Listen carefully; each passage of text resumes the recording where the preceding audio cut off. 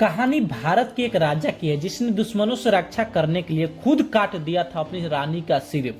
भारत में राजाओं के ऐसे कई किले हैं जो अपने आप में अनूठी कहानी सिमटे हुए हैं। ये किले भारत की शान तो कहे ही जाते हैं तथा भारत में ही नहीं पूरे विश्व में अलग ही पहचान बनाए हुए। ये किले जैसे लाल किला, आमेर किला, जंजीरा किला, जयगढ़ किला, कुंभलगढ़ किला, साथ ही साथ यहाँ की कुछ रहस्यमय बातें भी है जो लोगों को सोचने पर मजबूर कर देती है।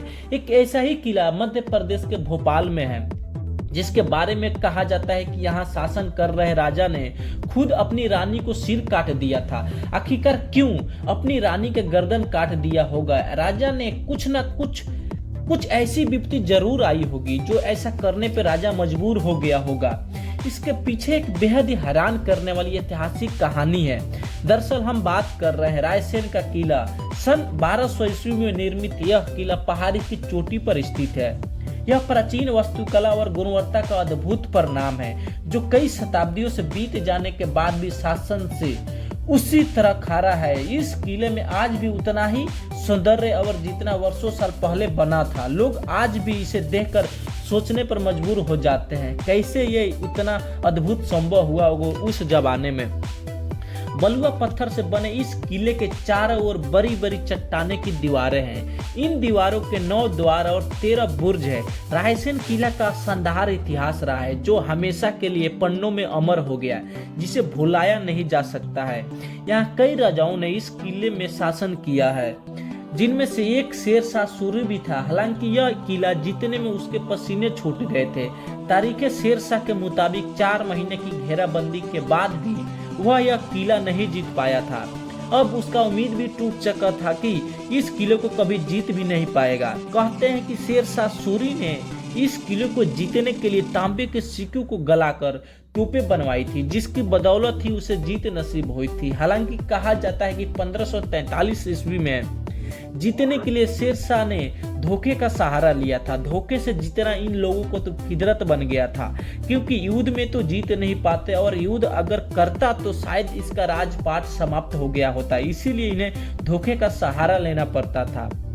उस समय इस किले पर राजा पूरनमल का शासन था।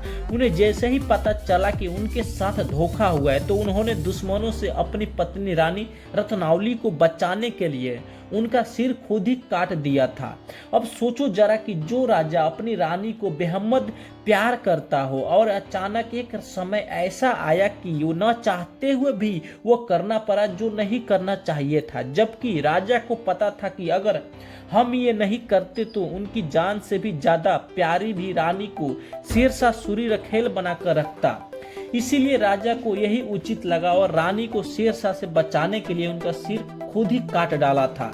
इस किले से जुड़ी एक बेहद ही रहस्यमय कहानी कहते हैं कि यहाँ के राजा रायसेन के पास पारस पत्थर था जो लोहे को भी सोना बना देता था। इस रहस्यमय पत्थर को पाने के लिए कई युद्ध हुए थे जिसका कल्पना भी हम नहीं कर सकते हैं। लेकिन जब राजा राजसेन हार गए तो उन्होंने पारस पत्थर को किले में ही स्थित एक तालाब में फेंक दिया। कहा जाता है कि कई राजाओं ने इस किले को खुदवाकर पारस पत्थर को खोजने की कोशिश की लेकिन उन्हें सफलता नहीं मिली। आज भी लोग यहाँ रात के समय पारस पत्थर की तलाश में तांत्रिकों को अपने साथ लेकर जाते हैं लेकिन उन्हें कभी ये पारस पत्थर हाथ नहीं लगा और निराश होकर वापस चले आते हैं। इसको लेकर ये कहानी भी प्रचलित है कि यहाँ पत्थर को ढूंढने वाले कई लोग अपना मानसिक संतुलन खो चुके हैं क्योंकि पारस पत्थर की रक्षा एक जिन करता है। हालांकि पुरातत्व विभाग को अब तक ऐसा कोई भी सबूत नहीं मिला है जिससे पता चले कि पारस पत्थर इसी किले में मौजूद है।